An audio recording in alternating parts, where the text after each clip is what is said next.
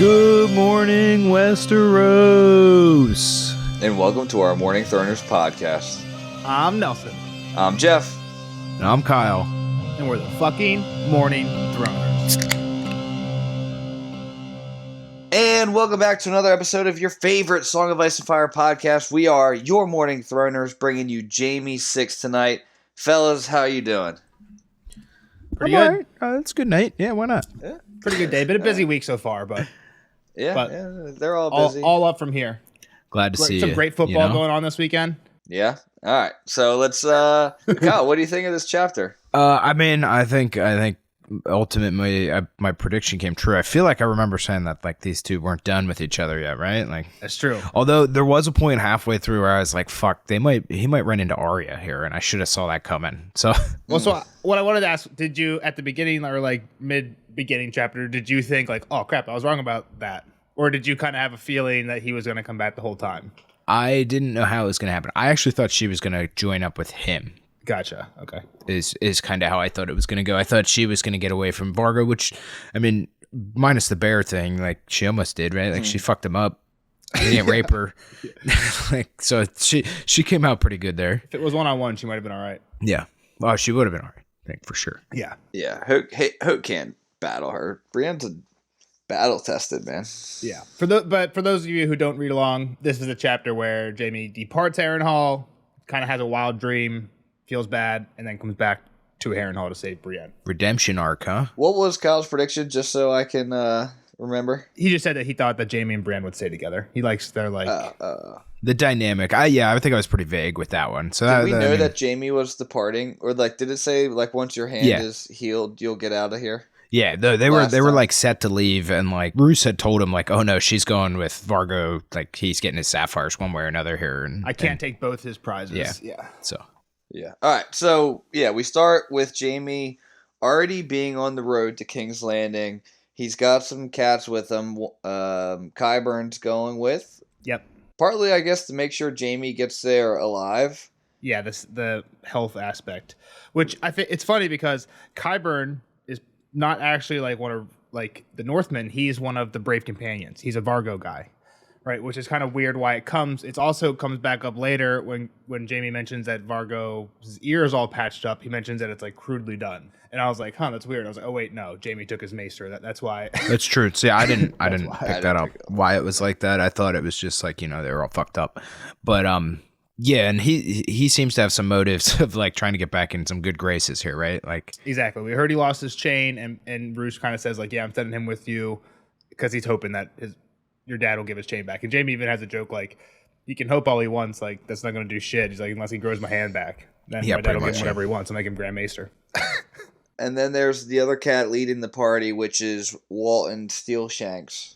Yep. Steelshanks Walton. Yeah, I think they call him Steelshanks because he has really long legs, and he always wears like the bottom half of his armor. Like he might not have like his plate mail on. He might have like a chain mail, but he always wears like his greaves. Does this... When did we find this out? Arya mentioned that. Arya has seen this guy because he was around when she was at Harrenhal. We do get a description of him here. You want to read that? I think it's a cool description. Not cool, but... Blunt, brusque, brutal, at heart a simple soldier. Jaime had served with his sword all his life. Men like Walton would kill at their lord's command, rape when their blood was up after battle, and plunder wherever they could. But once the war was done, they would go back to their homes, trade their spears for hoes, wed their neighbors' daughters, and raise a pack of squalling children. Such men obeyed without question, but the deep malignant cruelty of the brave companions was not a part of their nature. Yeah. Basically, they're not cruel. They're not just cruel for cruelty's sake like the brave companions. Which, like, if you actually think about it, Vargo Hope pulls... I might not jumping ahead a little bit. He pulls like a Joker-esque move. He's like, fuck the money. I just want to have my fun and just see people be tortured. Like, he's paying if you think about how much money he could get for Brienne, and we'll get into it in a little bit, he's paying her basically that much money to watch her... fight a bear at the end. About sending a message. Exactly, which is that's kind of the Vargo Hope moment here. He's like, I don't give a fuck about that money. Yeah. So the other people who had left around the same time as them. So Roose and Jaime are leaving on the same day. The people who had left a little bit before them, 3 days earlier, were the Frey. The Frey family members. Yep, and Bolton's following them. Well, yeah, Bolton's going to the same spot. Where are they heading? I mean, I would assume the Freys were going to the wedding. Exactly. Yep. Jaime had some words for the mummers as he left. Yeah, he's like making fun of all of them. It's like, I'm good to see you off. Roose also, when he's like leaving Jamie, he's like, hey, make sure you tell your dad, like, you give my dad your regards. Because, like, that's the whole point here. It's like, Roose is trying to keep his name clean, right? It's like what their whole dinner conversation was about. I'm friends with you guys. Don't forget I Yeah. saved you. Yeah. And then on the way out, Jamie's making fun of Brave Companion. He's like, oh, did you hear me save me off? You want to kiss me, Rorg? No last joke, Shagwell? And Rorg calls him a cripple. Mm. He tells him, I'll be back. Yeah. I'll be back. Lannisters pay their debts. That's not a good thing. This isn't a good debt. Which I think he's later at the end of the chapter, he tells Vargo, oh, you'll get your ransoms. The Lannisters pay their debts. I think that's like, because at one point earlier, he's like, I would love to pay this guy, like I think it was Faithful Urzwick. He's like, I'd love to pay him and then hang him with his gold bulging full of, or hang him with his pockets bulging full of gold. I think it's kind of the same thing he's getting at with Vargo at the end too. And he's like, oh, you'll have your ransom. The Lannisters pay their debts. And he's like, yeah, I'll pay you. And then I'm going to fucking kill you. Like, get my payback from you right afterwards. Yeah, and I don't even know if he's going to do the pay him first step. I think he just kind of was like, Tywin's going to fuck you up. Like, so. Yeah, I don't think he's giving Vargo even any money to touch. He's just killing the guy. Yeah. He says he's gonna pay the ransom if he's trying to be an honorable guy. Keep his word. No, he tells Ransom of life. He pretty much says Tywin's gonna. Well, he might not say it, but he's like Tywin's gonna fuck him up. And that's like with this whole story at the beginning here too. Like Tywin don't pay ransoms. Yeah, that is true. Yeah. So Jaime's dressed back in Lannister gear for this voyage. Not in Lannister gear. No. He did not want to. He wasn't fool enough to dress in Lannister gear. That was a test. That was a test. He was paying attention. So they don't actually say what gear he's dressed in, but they do mention what shield he's got. He's got a Lothstone. Lostons. How do you pronounce that name? House Lawston. Loston? Yep, Lawston. Who ruled Harrenhal before House Went. It's a bat. And it's a bat. Yep, bat on silver and gold. Sounds pretty cool. Yep, and Jaime's like, cool, no one will care if I... Yeah, dope. So this dope. house it's a doesn't dead exist family. Anymore. Yeah, nobody will even know and if they do, they won't care. I'm basically no one. I'm no one's enemy. I'm nobody's friend. I'm nobody's nothing. Yep. So this is a good time for map time because this Jamie talks about their route here. What route are they taking? King's Road, but not quite, right? Yeah, they're hugging the coast because Steel Shanks give me a little Jojen feel here. It's safer off the King's Road. And Jamie's like, dude, we have 200 men. Calm down. And Steel Shanks like, I'm getting you there safe. That's all I care about. So yeah, by the end of it, he says they do leave the coast of the lake. I don't think that probably means they got to the whole way to the bottom because I don't know. I don't think it's like a 3 days ride to King's Landing. I think it's more like a week or two. But yeah, they're on the coast. And then again, just to like where were the Freys going? Northeast. And Roose even says they're going to have trouble crossing the Trident because floods everywhere. It's been raining a lot. Later, even Jaime says storm clouds. It's been raining a lot for Arya, who's also in the Riverland. So it makes sense, right? Kind of like what Kyle was saying last time. They got a bunch of people too, right? Isn't there calm like 200 people? We find out. Yeah. Yep. And to Kyle's point earlier, That's he said crazy. he was thinking about the possibility of running into Arya. Last time we saw Arya, she was over here at High On the Park, other right? side of the lake. Yep. That's what we got from the map. Yeah, it's just kind of one of those things where like we look at the maps, but we don't have like pictures of their faces. Like if this is asking a lot, but like if your map had like a current last known location of everybody on every it, single person, and like arrows Well, and like one of the maps does have a dot where each character is for each of their chapters. yeah, and I've seen that map, and But it's ridiculous. It's yeah, oh yeah, ridiculous. yeah. I'm not asking you to do that, but that doesn't actually help with timeline though, because you don't like. Okay, yeah, Arya's here at Arya 8, At what Jaime's point in here at time? Jaime 6, but what time? Like, are those actually? They're close, relatively close, but like a week, a month, we don't know. timeline doesn't matter. It Does matter. Let me just hit my soundboard button. So after they go a little way, Jaime's realized he's seen some of these places. He's been here before. Yeah, they're passing an old abandoned mill. He's reminiscent about the tournament, right? We get a little bit more info about that whole situation. Exactly. So pretty much he got kicked out after he got knighted or Kingsguarded. I'm gonna.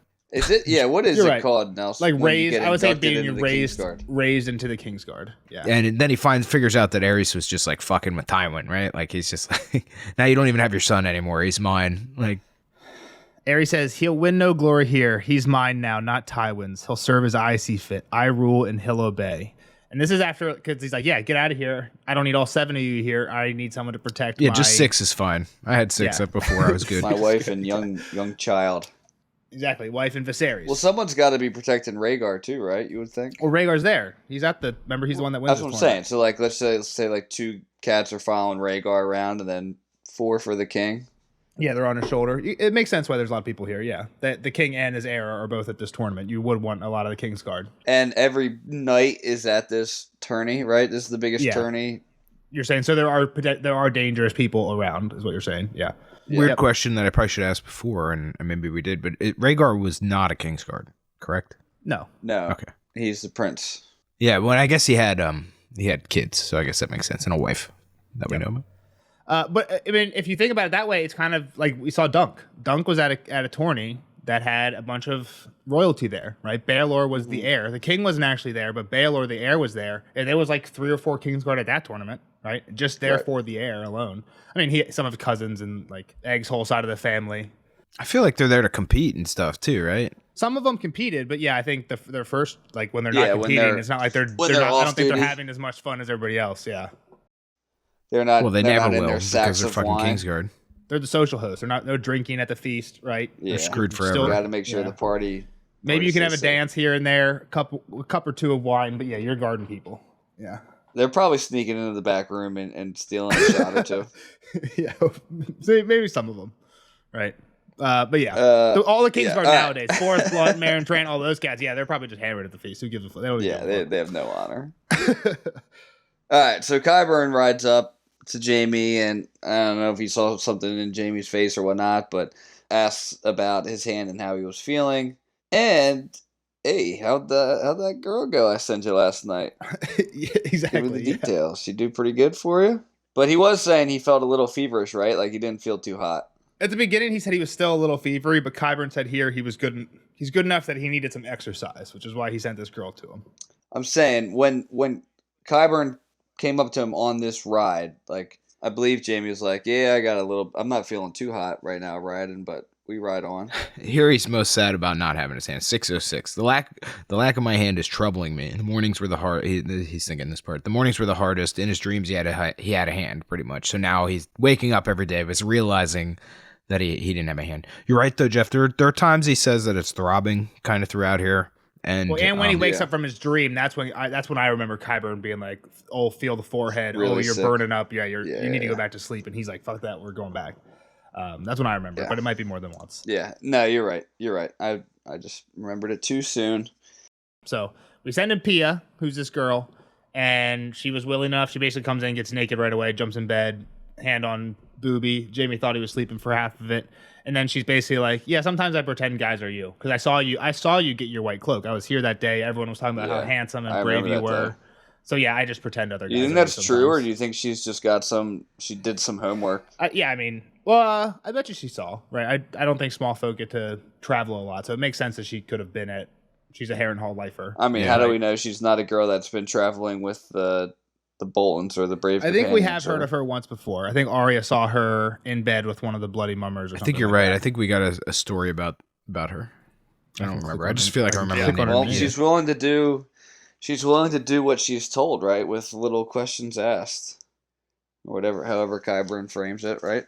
Yeah, this says that yikes. This says that Arya at one point saw Pia with one of the bloody mummers, and then later, the next chapter, Pia and the other girls who lay with the Lannisters were put in stockades in the yard, and men had their way with them. So I think that was when that's where it started. When the Lannisters lost Harrenhal. Yeah. So she's had it a little rough. Qyburn knows that Pia is quite skilled and so willing. So he also says that he examined her, and he's used to doing this because Vargo sends him other women to examine before he rapes them, which is just like kind of fucked up. It kind of makes Qyburn, in my eyes, at least a little bit complicit. Complicit, yeah. Complicit. Accessory to rape. Like, say he found out one of them had like a real bad case of something. He should just be like, "Oh no, she's clean." Just be like, "Yeah, fuck you, Vargo. Get what's coming to you." But I mean, like, Qyburn is one of these dudes, right? Like, I'm not defending him in the least. I mean, well, don't take it that way. But like, he's a good guy. I'm just saying, like, yeah, of course he's complicit with this, and like goes along with this. He's a piece of shit. Yeah, I mean, he's like kind of giggling about it too, like, "Hey, how'd it go?" Well, he's also like, "I've tried." He makes it seem like he knows that it, like, "Oh, she's skilled, isn't she?" Well, that's what I'm saying. He gets the benefit of this job as well, right? Like that's the way he's looking at it. So yes, I think he's also garbage, right? Yeah, exactly. Yeah. And in the addition to Pia, he has also examined Brienne. Our And girl Jamie Brienne. Jamie doesn't really like that. Well, this is when he really figures out, like, oh, fuck, I did leave Brienne to get...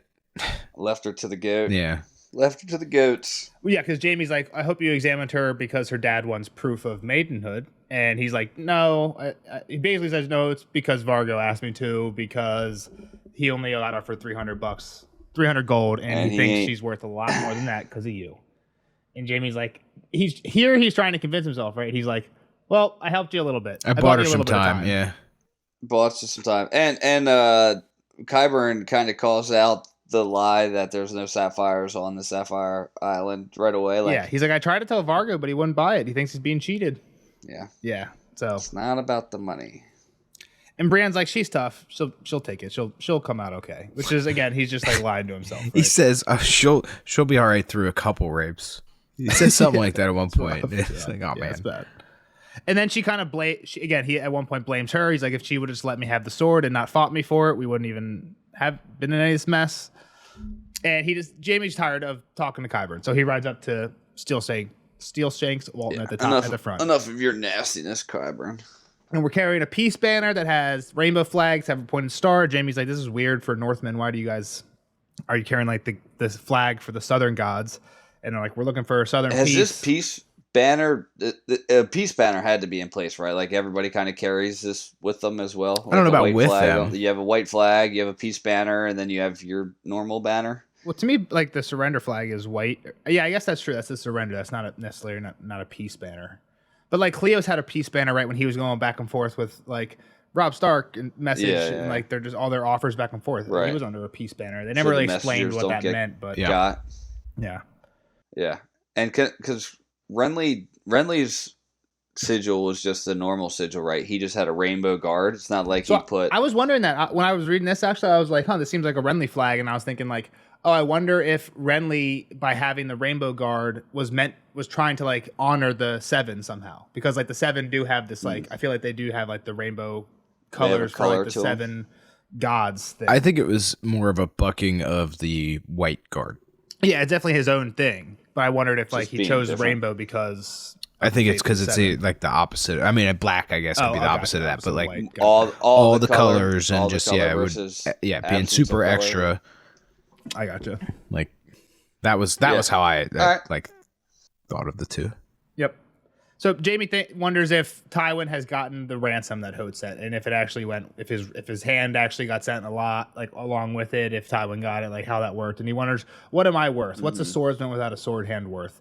Half of Castle Rock, 300 gold, nothing. So again, I think this is interesting. He's like, he's always so high and mighty, like I'm the best, I'm the most important person. Here, he's like, what am I worth? Am I worth a lot? Like I think as much as Brienne is worth, or not, or less than Brienne. Right. Yeah. Well, and some of this comes from like the last chapter, right, where he's kind of learning. He's feeling lost within himself, right, and like that's the same idea. Yeah. Like you said, what am I worth? Before he was like, what is my value as a human? Exactly. Even my anymore. hand, I was my hand. All that stuff. Exactly. Yeah. And it brings us to the story about the Tarbecks, which I guess Tywin has been in a hostage ransom-ish situation before. Yeah, the way we get in there, she says Tywin has never been swayed by sentiment. And then we get into the story. So yeah, at one point, they had captured the Lord Tarbeck. Did they say why? The Lannisters imprisoned the Tarbeck first. They don't say why. And in response, Lady Tarbeck... He's an unruly bannerman, is what he says. And in response, Lady Tarbeck took 3 hostages, Lannister hostages, including Stafford Lannister, who's the one who was leading and died at Oxcross. And basically, when they were trying, she says, send back my lord, or whatever you do to him will happen to all 3 of these people. And like Jeff said earlier, Tywin's like, we do not negotiate with terrorists, send them back in 3 pieces. And his dad's like, nah, we're just going to send it back and like get our people back. And Jamie thinks that his grandfather, right, was too gentle here, which I guess he's like me. I don't know if he's siding with Tywin, or I think he might be taking like kind of a middle ground, like not just saying what he would do, but yeah. I was kind of confused by who was making decisions. Like, was it supposed to show that Tywin's a badass? Like, he doesn't... No, I think he just does what he wants? It's like what we were talking about earlier, where I think it's just like he's not going to negotiate with anybody. He's not going to give Vargo anything. Like, he's going to come in there and just destroy, right? Like, the other side is like, Jamie seems like Tywin's golden child. Will Tywin still have that viewpoint? Like, will Tywin, like, let's think about it from Tywin's point. Like, yeah, a little bit closer to home when it's Jamie versus his cousin. We see how he treats Tyrion. He's like social status wise, Jamie's kind of on par with Tyrion now, right? Like dwarfs and cripples are all kind of like looked down on. Yeah, we'll see what happens there. Yeah. All right. So next part they come up on is a burned village that he also recognized. Yep. Which I think was on his way back. Was this on? Oh no, the old mill was on his way back. How did he recognize this one? The same thing. It was all when he was leaving Harrenhal, I think. Oh, okay. Just the trek back from there. Yep. Yeah, he left the same way before. Which, why did he leave this way before is a good question, right? By the Like- river. why I don't did know. he just Maybe take he the just King's didn't Road? want to. He kind of wanted to be alone. It's kind of what I don't know though. Like but this I one, don't they're know. going back Not see the because traffic. they're afraid. You know, like they don't want to stay away from other people. Yeah, I don't know. There's some, Anyway. so the thing from the last one that I thought was interesting that we didn't mention is he thinks that like he wanted to rip off his cloak back then. Because like, when he's walking away from the tourney, he realized I'm just a fuck, pawn in this game. Yeah, I he wasn't wished he could promoted take it because back. I'm really good and I'm great. Like I thought I was. I was promoted because he hates my dad and this robs him of his heir. So he like hates that. He's like, I wish I could quit now that I realized that, but he's like, I can't. I said the words. I'm in this for life, which is like, fuck. Brienne. He's more. I mean, I'm just saying. Look, he's more committed than Jon. Jon hears bad news about his family. He's like, fuck it, I'm out. Literally tries to abandon the Night's Watch. Right? Sam and the brothers have to come save him. Jamie here learns that he just sold away his life in the exact same manner, and it was all kind of a joke. And he's like, fuck it, that sucks, but like, it's what I got to do. Which, get this right, like he's the one that was like talking to Brienne about all the oaths and like the knightly way and how it's all a joke too. So Exactly. it shows like this is pre-jading. I mean, he was still kind of a piece of shit though, right? Like I feel like all Lannisters always were. I mean, I think it He shows. was fucking his sister the whole time, so. But that doesn't make you a huge piece of shit, I guess. Just makes you weird. Go ahead, Jeff. Sorry. I think it just makes it like Jamie the two sides of like he's trying to be good. He's explained how he thought it was the best decision to kill the king at the time to save everybody. It's kind of Batmanish. Like I'm the hero you needed, not the one you deserved. In his eyes, right? In his eyes, that's what he's thinking. I'm Batman. I saved you all. I don't even And know if fine, he's that now self-centered. you can back hate then. me. I think he's like a kid who What do just you like mean? he got drafted. He says it. right. He says it right here. He was like in this dream. He's like he was going to burn the city. He was going to burn. He was going to kill everybody. Later on, right? But I think I thought we were talking about like his mentality earlier on. I feel like the way his feeling is like he just got drafted in the NFL, but he found out that like he got drafted to a team whose owner is like his dad's arch enemy, and the only reason he got drafted is so that they could just bench him and that's ruin not- his career. that's not what It's I'm exactly kind of what it I'm is. saying like up to this point, he's really tried to be a knight by the standards of people, by living by the code, right? For sure, up to a certain point.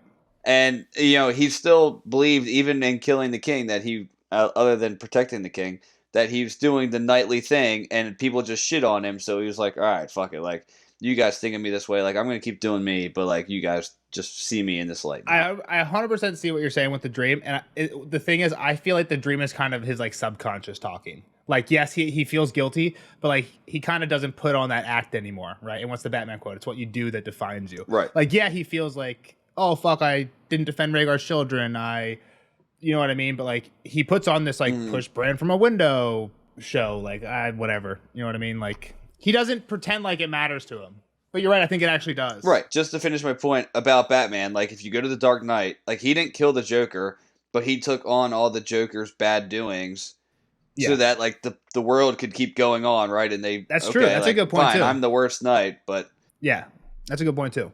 I don't think that he was trying to save Ares' reputation like Batman's trying to save Harvey Dent's though. I was to say I don't know that Yeah, he's altruistic enough to be like that, but I'm not saying Ares' reputation. Well, he kind of did because he could have. Why didn't he just come out like, look, he was You're right. look at all this wildfire. He's gonna kill all you, but he didn't. I don't know that he seems so vain, like even from the very beginning, like that he's the best, and I don't know. I think he would have said these things. Yeah, I mean that point of his personality, he was a very cocky knight, but So I don't know. I think we're all kind of agreeing with is like he started out as like an honest, true, I want to be an honorable, good, the best knight ever. And somewhere along the lines, like, yes, he always kind of has that deep down. He still feels guilty about anything that could have been perceived wrong, and he feels like he was doing the right thing the whole time. But like he doesn't put on that show anymore. How's Now this? he's cool with not being. He doesn't kind of. He wanted to be the don't know. best knight, but I don't think his motives were true, right? I think he wanted to be the best knight because he wanted to be his ego. He wanted to feed his ego. That's true. I think that's part of it. Yeah. So anyway, could he have been like just one more point on Jamie? Okay. Could he have not been like the I'm the greatest thing that's ever came before? Like once they like really just started shitting on him for being the Kingslayer. Yeah. Did that kind of flip the switch? Like fuck you guys then. Like I am the best knight, and I'm gonna just be this cocky asshole because you guys don't like me anyway. So screw it. I honestly think I think Loras is a really good comparison, right? Like if you look at Loras is cocky. There's no doubt that he's a little cocky and a little hot-headed, but I think he's a genuinely good guy. And at this point, right, he had the thing with Renly. Renly's gone. He's kind of like, I have nothing else to do except for my duty and do good. And yes, he's egotistical, but I feel like that's kind of where Jaime was at. He's like, I'm in love with my sister. We kind of heard why Cersei we heard a story where Cersei's like, oh, don't worry. I can pull some strings to get you into the Kingsguard. Right. So who knows if Cersei actually went even like might have gone to Aerys and been like, hey, you know what really pissed off my dad? You know what I mean? Like that could have been Cersei. Yeah. She said she was going to make it happen. So Jaime's in a similar situation where he's like, I don't care. All I care about is Cersei. This will put me close to her, which again, kind of says that he's not honorable because his plan of going to the Kingsguard is so that he can have sex with Cersei, which again, it's like that gray area of the vows. It says no children, right? I think chastity's part of it. I think he has a couple kids. Yeah, that's true. Exactly. So, All right. So they set up camp at this burned village, and he lays down, sets himself up a pillow, closes his eyes in hopes of dreaming of Cersei, and he goes on a very different dream. So we actually didn't mention this village. Sorry. I guess not. Cersei's kind of... When he left the village, he's like, fuck this. I can't stay in this place. Yeah, and because why, right? Because his experience at this village, the guy, he had basically ate here, and the guy refused his coin. And he was like, I'm going to tell my grandchildren about the time I had a night of the Kingsguard under my roof. And what Jaime's thinking back to now is, I wonder if he ever told his grandchildren, like, oh, I had the worst Kingsguard, the one who betrayed his honor. I had the Kingslayer here. And if he was ashamed to tell his grandchildren that, or if he just hid it from him. So this is kind of like Ghosts of the Past chapter, right? A little bit of PTSD for Jaime, essentially, where... Yeah, for sure. Where like this is why he has to leave here. It's the start of his troubles, and it might actually be, I don't know, people like think the way about dreams and the subconscious and whatnot. Like this might have been what awoken the that awful dream, right? Yeah, I think he's thinking a lot about like his honor. I think Brienne, like a lot of people contribute Jaime kind of like reflecting on his honor and like trying to do the right thing. Like this is the first time we ever see Jaime do the right thing, right? Kind of what he does like from here on out the rest of the chapter. A lot of people contribute it to like him losing his hand and him thinking like, oh, I can't actually fight. How do I do good without my hand? I think it's more Brienne's impact on him.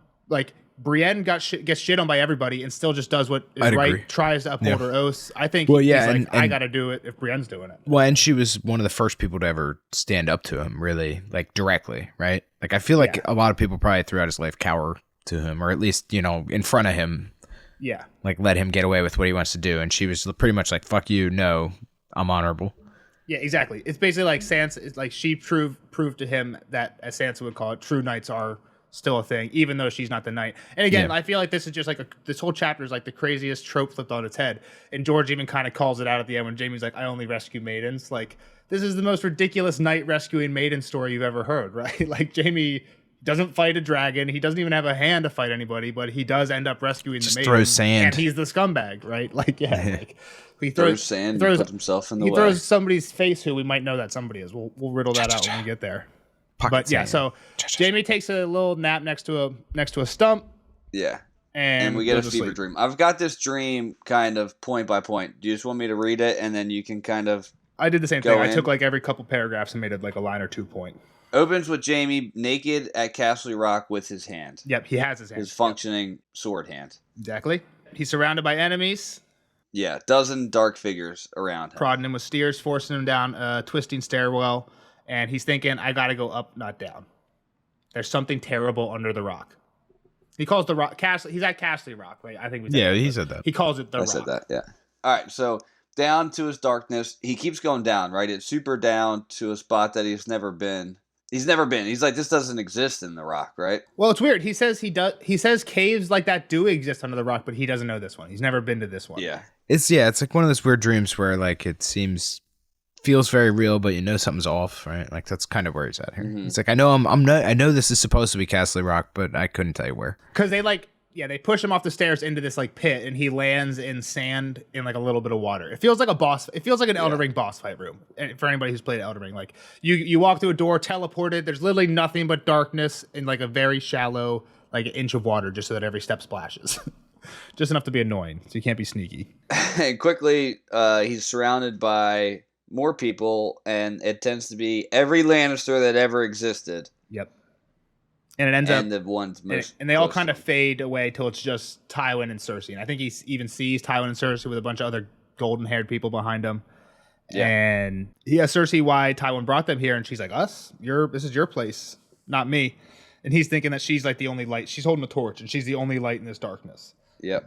Only light in the world. And then Tywin, they're about to bounce. Are they about to leave? And he's like, "Hey, at least give me a sword." And you're like, "What do you mean? We already gave it to you. It's at your feet." Yep. And then they ignite it. He has his own flaming sword now. Yeah, so he picks it up. The light was it was the color of the steel, pretty much. Yeah. Yeah, the silver. It was a silvery blue blade. Is that just like a normal? It's super hot. Am I super thinking? Hot. No. Before it lights, he thinks that the blade is silvery blue, and then when the fire comes, he thinks the fire is the same color as the blade. I'm wondering if this silvery blue is that just like silver, like a normal sword, or is it like more magically like opposite of like a normal fire? I was just gonna say it was like the bluish part of a flame, like just like the super hot, like the inside part. Yeah, that's what I think it kind of looks like, right? But I'm wondering if the sword looks weird or if it's just like a normal sword. But I thought it was just a normal sword, and the fire was like kind of normal sword color as well. Well, it's not. I'm just thinking it's not. It doesn't look like Barrick's sword. No, yes, I would agree with that. Yeah. All right, and then Brienne comes out splashing, handcuffed. Yep, she falls. So again, it sounds like something falls, and Jaime turns, and it's her with chains on her hands. Yeah. Yep. And he thinks to himself, she looks a little bit like a beauty and a knight right now. Yeah, I do like that little quote. The light was so dim that Jaime could scarcely see her, though they stood a scant few feet apart. In this light, she could almost be a beauty, he thought. In this light, she could almost be a knight. And she also kind of tells him, like, this is where she guilt trips him a little bit. And obviously she's not doing it, so he guilt trips himself. But back to what we were talking about before, where it's like, I swore an oath, I swore to keep you safe. And now, where the fuck are you for me is essentially, that's how I interpreted this, at least. Again, I think this is his subconscious. So again, I think this dream comes from him feing guilty about exactly, her, and right? that's what I'm saying. I guess like where am I for her? She did everything she could to keep me safe. I owe her, right? Like that's how I bounced on her ass. Yeah, there's parts of it, but there's a weird part too. So the next thing is Cersei tells him that basically they're gonna live as long as the flames do. When the flames go out, you're gonna die, and he's yelling for Cersei to stay, but she's like no. Brienne's asking what they keep down here, and it's funny because she asks like a bear twice, right? And Jaime then ends up saving her from a bear at the end of everything. A bear, a lion, kind of darkness. That's a weird subconscious thought. Yeah, exactly. Of a bear. How do you? Well, I mean, they did have a bear at Harrenhal, right? So maybe Jaime suspected deep down. But yeah. He says doom, only doom is what his response is. Yep. Yeah. And so this is the weird thing. She says she doesn't like this place. He agrees.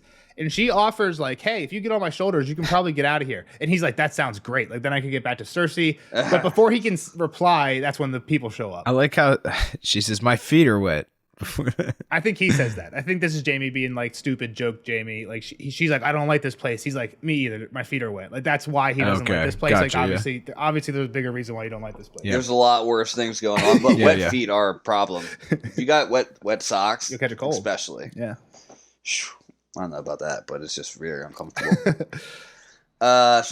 Two riders approach, and he recognizes them. And then there's actually more people.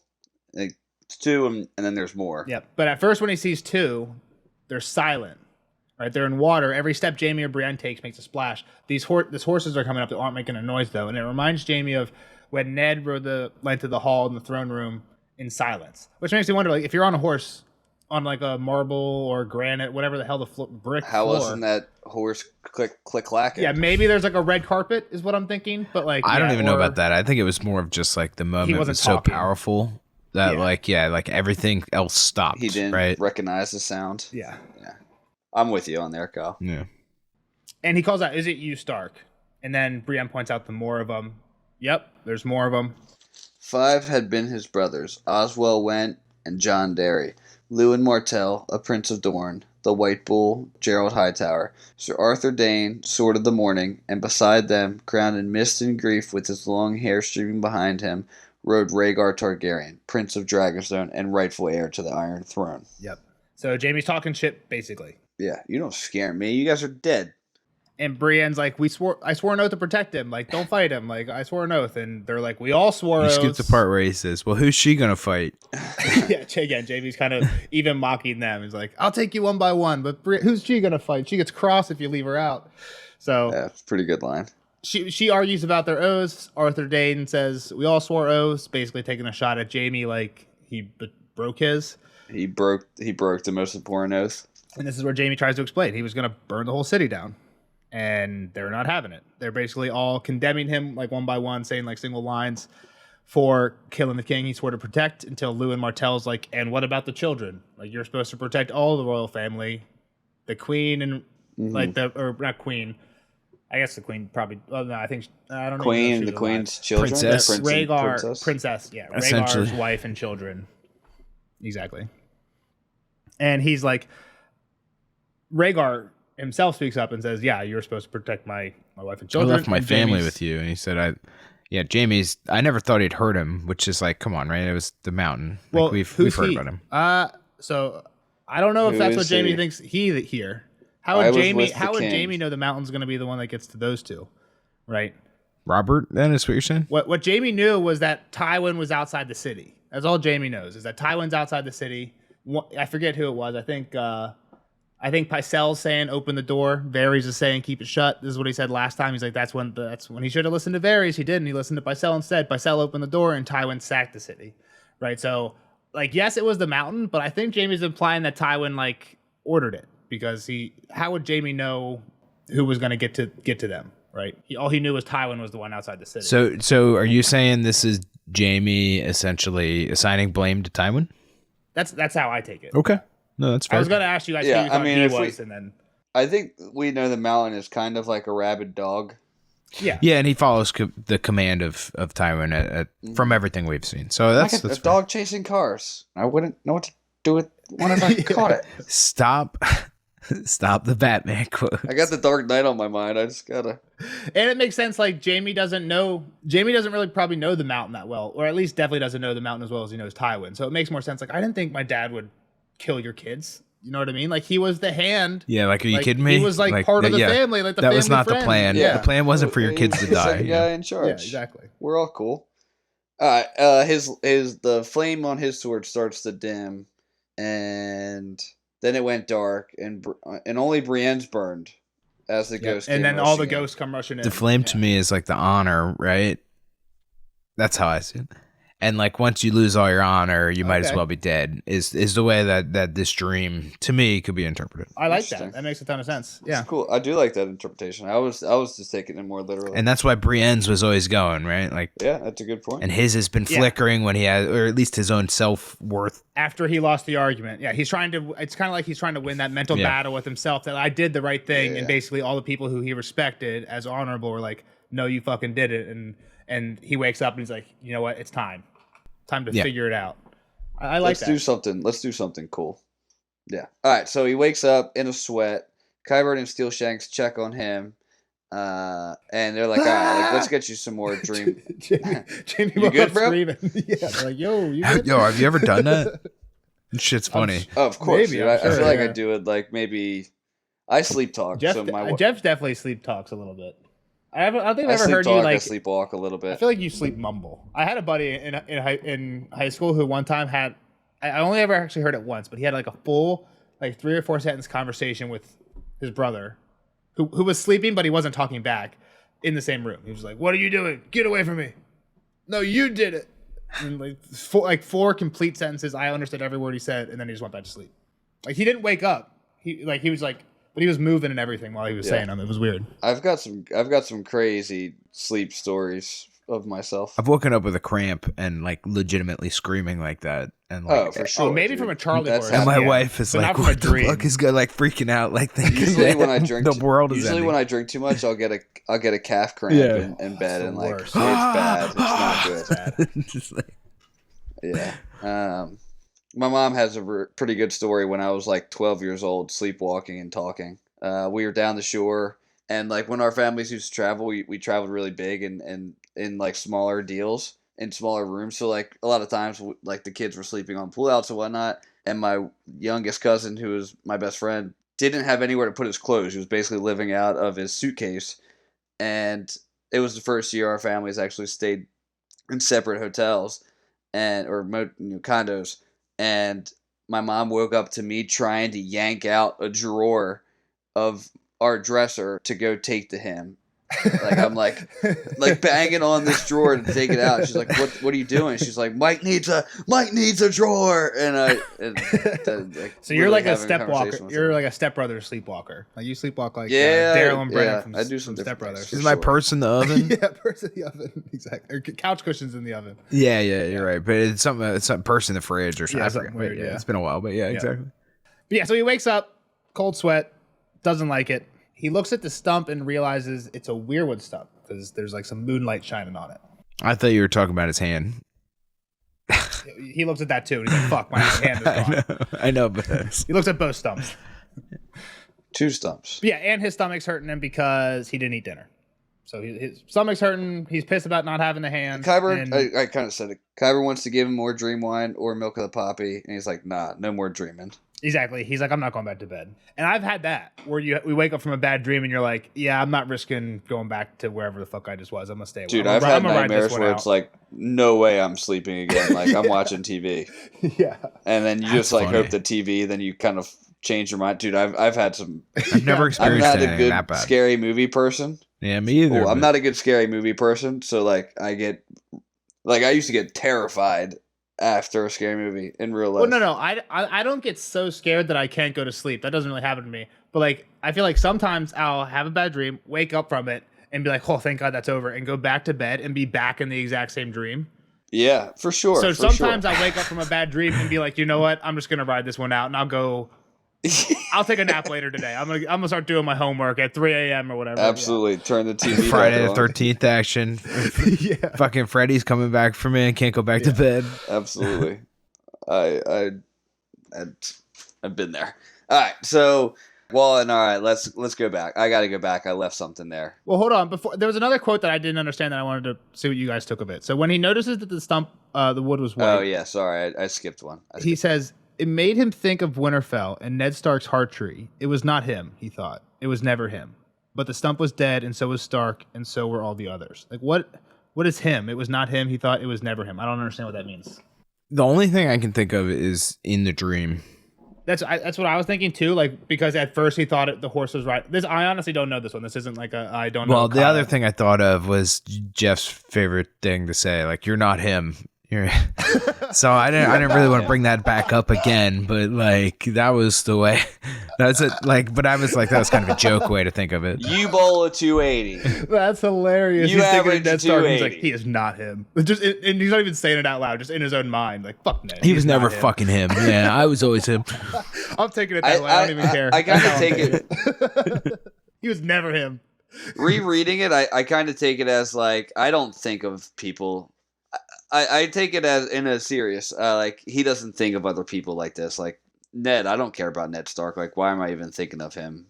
Like this isn't me thinking of things like that. It just seems weird in the middle of that paragraph. Like all he's thinking about is the stump, and then all of a sudden it's like, oh, remind him of the tree at Ned's house. It was not him. It was never him. And the stump was dead, but so was Stark. So it's like I just don't understand what he's talking about. But I don't think it really matters. Yeah, I don't know. All right, one more conversation before they decide to leave. He asks Qyburn if he believes in ghosts, and Qyburn does. The man's face grew strange. Once at the Citadel, I came into an empty room and saw an empty chair. Yet I knew a woman had been there only a moment before. The cushion was dented where she sat, the cloth was still warm, and her scent lingered in the air. If we leave our smells behind us when we leave a room, surely something of our souls must remain when we leave this life. Yep. So last bit of this is he basically explains, but the other maesters, like that's my take, but the other maesters think it's kind of a hot take. They didn't like it, except for this one guy, Marwyn. They didn't like I'm that. gonna bring it up. We've heard of him before. Any chance you remember, Kyle? No. I feel like when you tell me, I'm going to be like, oh yeah, that's right, but... Any chance you remember, Jeff? I'm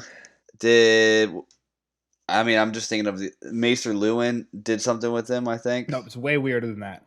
Miriam Door, right? I actually have some of it right here. Danny asked her where she had learned her learning, and she says her mother taught her some Yeah. songs and spells from the Great Shepherd and how to make ointments from root and berry. She studied in a shy by the shadow when she was young and learned from the mages. While there, she learned healing arts from all over the world. A moon singer from the Jogos Nye gifted me with her birthing songs. A woman of your own riding people taught me the magics of grass and corn and horse. And a maester from the sunset lands opened a body for me and showed me all the secrets that hide beneath the skin. Jorah was surprised that she had learned from a maester, and she says it was Maester Marwyn, where she also learned the common tongue. So this guy basically did a dissection for her. And he's buddies with Qyburn, who we heard got his chain taken away for doing... I was going to say, it felt like he was kind of into like the weird shit too, right? Like, also, she asked what he... They don't believe... Jorah doesn't believe that she met with a maester. He's like, what did he look like? And she said that he had a tight chain around his neck. He didn't do much then. Choker. He was wearing Exactly. a choker. He only did a few studies. Yeah, that's not confirmed or not, but that's how I take it. Is you get if the more studies, the longer your chain is, the more comfortable. Yeah. Or uncomfortable if it gets heavy, I guess. But yeah, so I just thought that was a really weird connection that we've heard of this like maester who's taught this crazy magic witch lady who was with Danny, and now this weird crazy maester that we believes in weird crazy shit like the ghost, right? Seem to have some similar ideas to this guy. Yeah. All right. So he tells Walton, he's like, all right, we need to go back. I left something there. And he's like, what? No way. I'm not going back there. The goat's there by himself. Like, the goat is the Lord of Harrenhal now, which means he's in charge. And I don't want to go back there. And Jaime says it later, like, they're not on the same team anymore. Like, pretty much as soon as Jaime leaves Harrenhal, like, they are pretty much enemies again. Mm-hmm. Vargo should not have let them in. Like, just leave the gates closed is probably what he should have done. Well, yeah, but Vargo didn't know about him coming back either. But at the same time, like true. everybody left so recently that I feel like it's kind of like the grace period still. But yeah, but you're right. Like the smart thing would have been to say, nope, fuck you, you're gone, you left, you're out. Yeah. So Jaime thinks normally, because Walton doesn't want to go back. Jaime thinks normally he would just threaten a guy like this and be like, "Fuck, I'm in charge. Look, I'll kill you." But he thinks he can't do that without a hand, so he has to go a more Tyrion route. I'm gonna lie to my daddy. Yeah. What if I told him you guys cut my hand off? Yeah, Roose commanded it. You were the one that did it. Who's he gonna believe? Yeah, take me back. This is what I don't understand. He says if you come back, I'll sing as good a song as you want or whatever, and then you'll get the girl and get the money. What does get the girl mean? There's no girl involved. The only girl I remember being involved was the Karstark girl. And like, if Jaime's going back to King's Landing, he's not going to Karstark. So like, who's the girl? I just think it's like you can claim to have saved Brienne, maybe. I was wondering that. Well, I was wondering if he intended to take Brienne from Vargo and leave her with Steelshanks, if that's like kind of what he meant. Or at least let Steelshanks turn in the ransom, right? Or turn in the finder's fee. That's got to be a trope back then too, right? I say back then, but like even in these times, like all the knights and all the stories or all the heroes get the girl at the end, right? Like that's kind of the idea. But it also seems like he does it. He's trying to not make it obvious what they're going back to Harrenhal for, right? He says, "I forgot something." Not, "Oh, we're going back for the wench," right? Like, Walton doesn't realize they're back there for the wench till they're in the bear pit. So again, it just seems like a weird line. I don't know if we don't got to dig into it. But. Well, that's what I'm saying. I think the you'd get the girl is just like you'd be the hero. You'd get money. Okay, just like a general. But I don't know. You're right. It does seem like it would to fit to what's his name, ransoming her back to her dad. But anyway. Yeah, and the gold is what perks his ears up, and he's like, "All right, I got him now. How much? Let's go." On their way back to Harrenhal, they get there, and it seems awfully dead. Like nothing's really going on at the walls or outside, or again, Vargo doesn't have a ton of people, and Harrenhal's a massive castle, right? But exactly, they don't have the same host. Yeah. So it's locked up tight. They do some shouting. Ended up getting let in as allies. But once they get in there, they hear a lot of cheering and figured out. And Jaime's like, where's that coming from? Yep. Fuck. I know what's going on here. He hears a roar, and he's like, "Oh no!"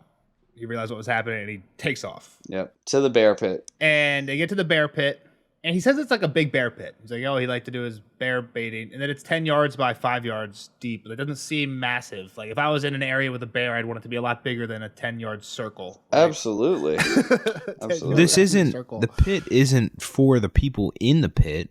I know. If I was Brienne, I would want. Oh more yeah, well area. that's the whole point of it, right? Is it's But Jamie fucking. says it's a big bear pit, which makes me be like, "What's a small bear pit? Like you're just in a freaking, you're in a porta potty with it."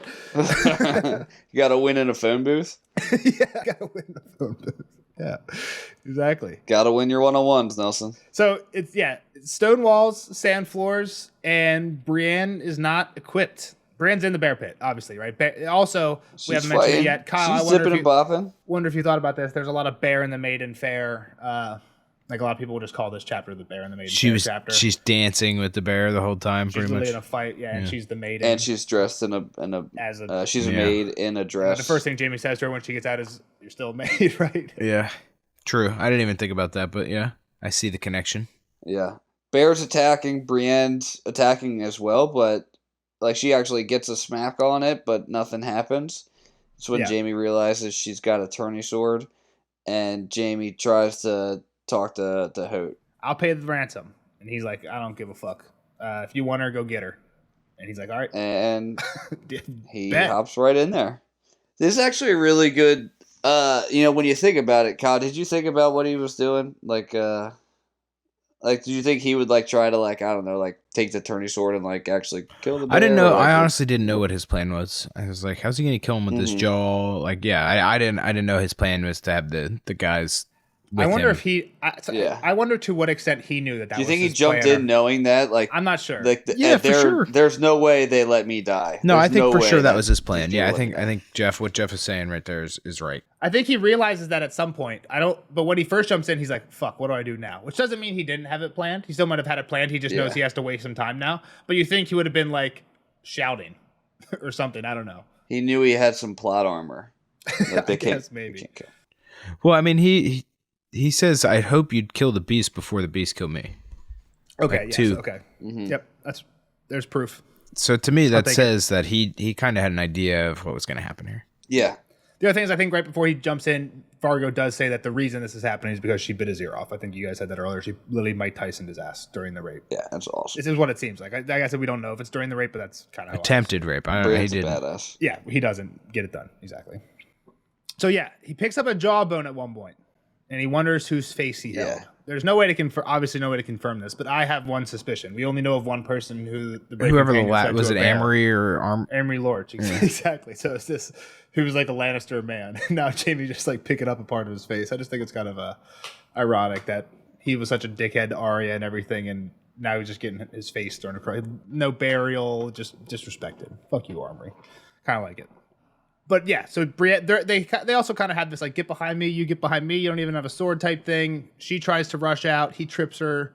This is where the bear starts getting shot. He straddles her to try and again, he's doesn't have a hand, doesn't have a sword, he's trying to protect her, so kind of honorable. But yeah, the bear's starting to get lit up.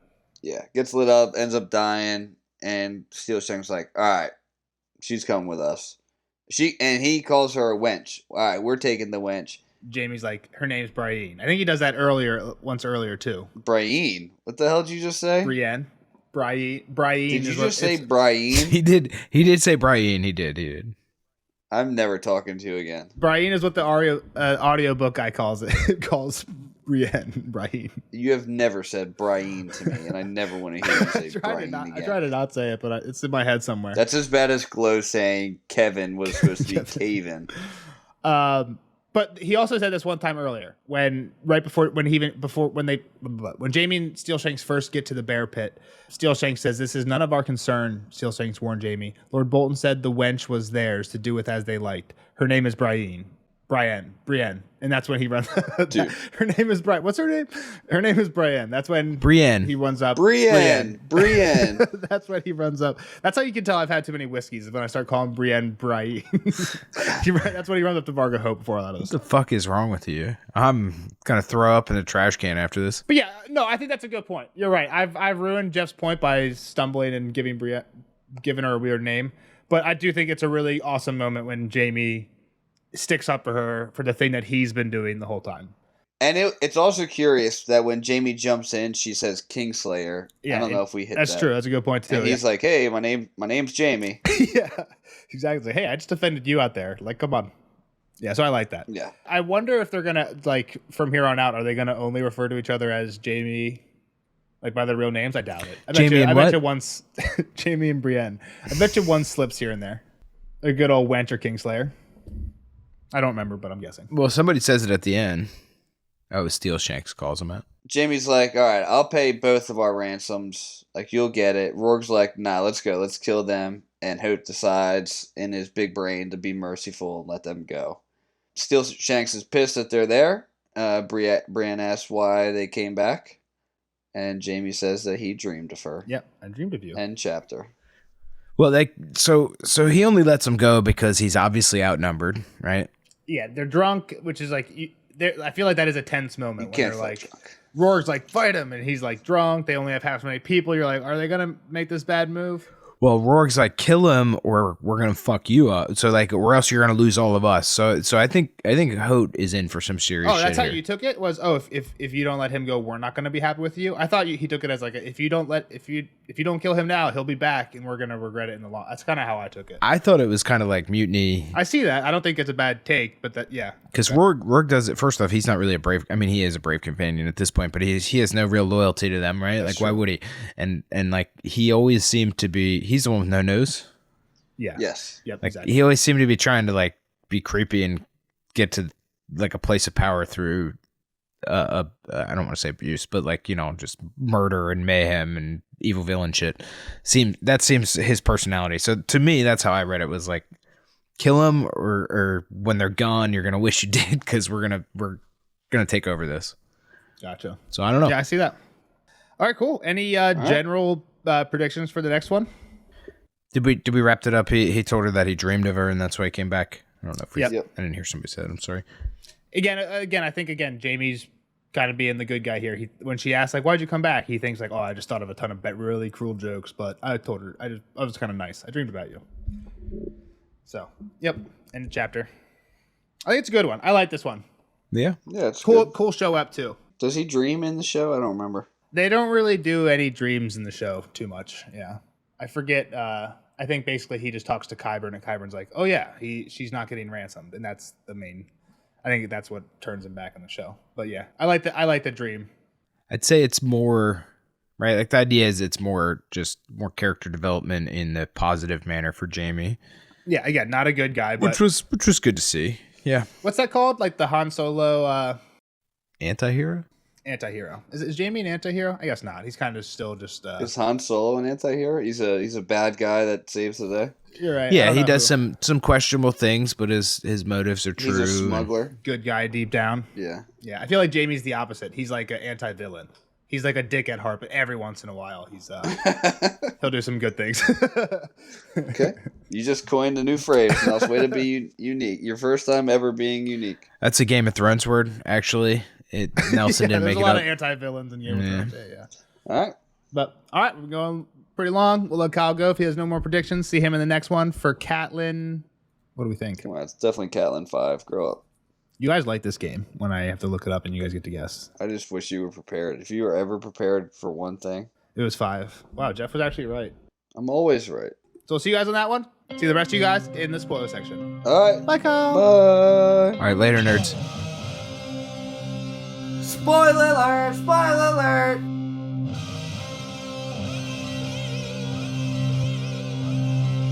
Spoiler alert! Spoiler alert! Bye, Kyle. Kyle. Thanks for hanging out with us. See you next time. For Cat 5. Now, on to the spoiler section for Jamie 6. Jeff, what we got? All right, I got a pretty cool one. I think you're probably onto it too, I would assume. But it's not about the sigil that he picks up, but it's about the fact that the family is dead and what comes up next. And he's basically like, I'm not going to be anybody's enemy. I'm not going to be anybody's friend. I'm basically no one. No one, exactly. I think that's weird, right? Again, I don't know what this means, but like when I hear no one, I think of Arya and Faceless Men. Is that where you're Faceless going man, with that? yeah. Yep, exactly. I thought it was super weird that he Super weird. like, I am no one. That's what Arya says. That's what Jack and like. And it's not true because later Brienne, I think, takes this. Actually, it's the one that takes the shield. I think when he gives her Oathkeeper, I think this is the shield she takes from King's Landing. And someone actually calls her out. They're like, damn, that's a crazy shield. The Lostons were like lunatics. Like the last Loston who ruled was called Mad Danelle, and she was known for bathing in the like blood, like those giant pools that Right. Brienne. Yeah. Who knows if it was this? This is one of those things. It's a story. We very little actual evidence of this, but like people talk about it like it's true. That she used to like bathe in like virgin blood or something like that. So Brienne's just carrying this around, and someone calls her out for it. They're like, "Damn, what the fuck? Yeah. What's that shield?" So Jaime kind of has a bad take here. Yeah. What's the sigils of the Wentz? Wentz is 3 bats, I think, and this is 1 bat. They were bat, and it was on yellow too. Were they like on yellow? Yeah, and I think they are actually like ancestors. Like they somehow the Went line came out of like they have Like they had blood in them. A girl that like took Exactly. the Loston's name. Yeah, exactly. It's 9 bats. 4, 7, 9. Not 3. I said 3 bats. That's a lot of bats. I thought that was wrong. Yeah, so I just checked it. It's not what Went sigil was 9 bats on yellow. Yep. All right, your turn. Roose tells Jaime, "Hey, give your father my regards." Yeah, only if you give mine to Rob Stark. I will. Which again, it's funny, and this seems like just like a funny line because you're thinking show, it doesn't matter in the show. Cat hears that because the Red Wedding's from the Cat perspective. So the fact that we know as fans reading the book means Cat heard it. Cat comes back as Lady Stoneheart. She knows Jaime Lannister sends his regards, which means Jaime was involved in this. He wasn't really, right? Right. He might not know really anything about it. That's like the one thing on her mind is finding Jaime Lannister, right? Exactly. She's hanging Brienne and Podrick, saying, if you don't kill Jaime, if you don't swear an oath to go kill Jaime Lannister, we're going to hang you. And Brienne's basically like, okay, fine, hang me. I'm not going to do it. And then she, at the very end of the Brienne chapter, it's like Brienne said a word, like as she's being hung. Like as she's looking at Podrick being hung, and the thought is she can't let her. She would die for it, but she's not going to let Podrick die. She's not going to let Pod die. And then we hear in the Jaime chapter that basically she's like, "Hey, I think what she says is the Hound has Sansa." Right. The point here is that how it relates to this chapter is Cat is pissed because of this, right? And it's a joke. Jaime's making a joke. I really doubt he cares if Roose whispers in Rob's ear as he's killing him. Yeah. I think it's more of an offhand comment, right? Like, do you think Jaime knows that the Red Wedding's about to go down? I don't know, but even if he does, I don't think he cares if Roose says this. I think it's Jaime being Jaime, making a joke in the moment. He doesn't care if Roose forgets this tomorrow. Yeah. But Roose does it, and it's going to come back to bite him in the ass. And I think it's kind of great. Yeah, that's wild. That's a long time coming too, huh? That's the very last chapter, right? Yeah, that's the last Brienne chapter, and then the last Jaime chapter. The last Brienne chapter is her being hung, and the last Jaime chapter is him hearing about Brienne. So yeah, we don't know where that goes, and none of the Winds of Winter chapters have shed any light on that. And Jaime's on his way to Brienne, right? I think he agrees to go meet her. I think what Brienne says is that the Hound has Sansa, and that he'll agree to give her over, but only if it's just her and Jaime have to go alone. It's something along those lines. Gotcha. Might be not exact, but it's something along those lines. Next thing is this dream. On a weirwood stump in the moonlight. Yeah, I knew you were going to get all geeked up about this. Like, is someone affecting it? Who is it? Is it Blood and a Raven fever dream. or... I feel like people have had weird dreams in all 3 of these. People have had weird dreams in Moonlight. People have weird dreams because of weirwood stuff, and Ned had a weird dream about the Tower of Joy. The fever dreams are maybe the craziest. Yeah, and Jaime's got all 3 going on, which is why it's the longest dream we've definitely encountered so far. Do you think the three dream people are just fighting over this dream? Like they're all bringing their own influence into it? That's a good... I didn't think about it like that, but it's definitely plausible, right? Like, I don't know what it means, and it seems like... like we said even in the non-spoiler, it seems like most of this is like... It makes sense that it's an unconscious battle in Jaime's mind, but there's definitely a lot of foreshadowing, I think, in this dream. Let's go through some of the dream. Okay. So this one, I don't know if you're going to like this one. This is part of the dream. So when they're like pointing him in the back of the spear, telling him to go down, he's saying up, not down. Why am I going down? Below the earth, his doom awaited. He knew with the certainty of dream. Something dark and terrible lurked down there, something that wanted him. I'm wondering, like, where's Jaime die in the show? Yeah, down below the Red Keep. The Red Keep, not Castle Rock, but the Red Keep. But I could see it being similar. Like maybe he is in Castle Rock, him and Cersei trying to escape out of one of these tunnels, right? Because the fan theory of what's going to happen in the show collapses on him. People think Cersei's going to be gone from King's Landing very shortly. People think Aegon or Fagon is actually in the books is actually going to take over King's Landing, and Cersei's going to go back to Castle Rock. Because I think George has promised us that we're going to see Castle Rock in Cersei's a POV chapter. So I think that's like the assumption. Don't think Danny's gonna send her army across the world to attack, and then they'll be back to help her in the next chapter. So Danny's prophecy, I think part of this also comes from Danny's prophecy is about the Mummer's dragons. She's like, you must beat a cloth dragon was being carried around cheering crowds. Like, and you slayed it or something like that, or beware the Mummer's dragon, something like this. Oh, she saw in the House of the Undying, I think she saw a vision of a cloth dragon being carried around cheering crowds. And I think Quaithe then tells her, beware the Mummer's dragon. And people take this, like, cheering crowds means Aegon's going to be loved by the people. Like, he's actually going to take over. Cersei's going to flee. He's going to wing King's Landing and be loved by everyone. Dany's going to show up, be taken as Mad Queen Dany, maybe accidentally do a little burn here. Not trying to murder everybody, but just a little burn near the Red Keep or something. Oops, wildfire. Take out the other tower. Now Dany's the bad guy because she accidentally just blew up King's Landing with all her dad's old wildfire. Right? I think that's a very plausible way this goes. Again, I think a lot of people do think that Cersei's going to leave King's Landing. Again, let's bring it back to this chapter. Leave King's Landing, go back to Castle Rock. So again, if we're going show, I think you could have a very similar thing where Jaime leaves Brienne and then goes back to Cersei. But if that happens, they're getting crumbled under Castle Rock, not under. Didn't everybody hate that character arc though? He just became a better guy to then just go back to Cersei. Sure, but let's look at the foreshadowing of this dream. Brienne says, "Hey, I can get you out of here, and you can go to." And he's like, "I can go back to Cersei." And then his light goes out before hers do, before the ghosts attack. Right? I think there's a lot of. So let's actually talk about the White Walkers coming. I think there's a ton of White Walker symbolism here. Right? They're all in white. Yeah. He says they're armored in snow. Not their armor was snow colored. And they're silent, right? Exactly.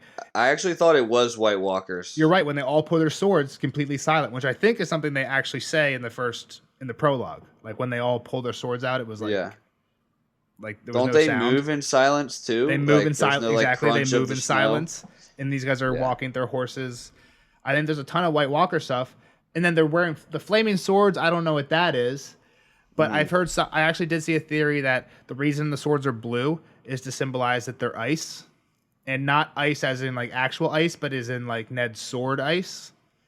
Which, if Brienne has Oathkeeper and Jaime has Widow Whale, exactly, which is Ned's sword, that's kind of where that color comes from, which is why I touched on it, which I could see, right, which is what happens in the show. They're both fighting together side by side at Winterfell against the army of the dead, and then so what does the whole Jaime's light goes out before Brienne means? Does it mean Jaime literally dies before the White Walker attack starts? Right? So I could see that, which means he could, maybe some of that Dany shit is happening down south, and he never actually fights with Brienne against the undead. Maybe they have a plan to, but he doesn't make it or something like that, right? Yeah, I don't know. Maybe Lady Stoneheart kills his ass. He doesn't make it that far, but Brienne does, and she actually makes it. You know what I mean? The state's Lady Stoneheart kills Jaime, and Brienne actually fights. This dream will make sense, right? We won't be able to say it doesn't make sense. I don't like it as much. I agree with you. I think it's better if he dies in the battle. Does Brienne kill Jaime? Like, would that be crazy if Brienne fights Jaime in front of Lady Stoneheart? If Brienne kills Jaime in front of, I mean, that'd be sweet. If she like says like duel, that I'd be like it, because I feel like what Jaime would do is be like, okay, you know what, I deserve it probably, and let her do it. Yeah, let's go. And she wouldn't want to do it, and then he might even kill himself. I don't know. We're going down a weird line there. But again, let's take the dream in like a kind of a symbolic way, and then compare it to the show. They're together. Brienne gives him an out.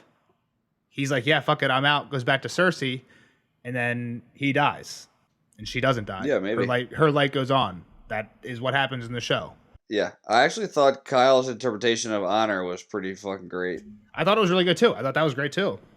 Or like him just trying to defend his, like what he did, like he's defending, and like he's like no one's really believing it, so like he has less and less honor because nobody believes he did it for the right reason, and then Brienne's just like the dunk of current time. I 100% think so. And you know, like one of my favorite Jaime quotes is coming up in one of these upcoming Storm of Sword chapters when he gets back to King's Landing. He's looking in the white book and he reads his entry, and it's like, Kingslayer murdered his king, got captured in the Whispering Wood, got his hand cut off. Like, it's all just bad shit and dishonorable stuff. And then he's like, but the next page was blank, and he could write whatever he wanted to. Right? And it's kind of like the vibe of this dream, and exactly what Kyle was saying. It's like he was kind of trying to tell himself, I don't need to be honorable, or I was honorable. Everything I did, I was actually doing it for the right reasons. And nothing worked for me. And he's like, fuck it. I don't care. All I can do is what's next. I can do good going forward. And he's like, and that's what I'm kind of what I'm going to do. That's next kind of, play is the most important play. I wanted to say it, but I feel like it was kind of a spoiler, right? Because like I wanted to say that this is the turning point chapter for Jaime. This is 100% the turning point chapter for Jaime. Sure. Like he's from here on out, he's a better guy. Except for like, I mean, I think just him he does bad stuff, right? He rapes Cersei next to Joffrey's dead body. There's bad things he does going forward, but he's definitely mostly good going forward. Whereas in the I don't even at least remember recent past, I think mostly bad. I think just even him calling Brienne instead of Wench, or like correcting that it's Brienne not Wench, and yes, like that's like the first other like little detail. Like I'm gonna try to be better. And we'll see, try. Yep. Next little part in this one, when Jaime's begging for a sword, Tywin's like, "I gave you a sword." Tywin, as soon as he gets back to King's Landing, Tywin gives him that sword, right? Like, again, we've heard of these swords. This is something Kyle could have guessed. I wouldn't have expected him to, but like this, I think that might be a little foreshadow too, that Tywin's about to give him this really fancy sword. Again, it's the one that Brienne uses, but yeah, and he takes Widow's Wail. Yeah, I think that's awesome. Also, I guess the last thing about the dream is that he does feel guilty about Rhaegar's children, which is another interesting thing, right? If this is some of his like subconscious guilt, like he feels guilty that the Mountain did what he did to Rhaegar, and he was supposed to be protecting them. Which again, I think just kind of shows a little more of his honor. The Marwyn stuff, yeah. So what do we know about Marwyn in the future? He's got a glass candle. Yep. And he's fucking with people's dreams. Where the books end, Sam basically has just found him, and he's like, "Hey," and Maester Aemon basically wanted us to come and find you, or wanted us to come to the Citadel or something like that.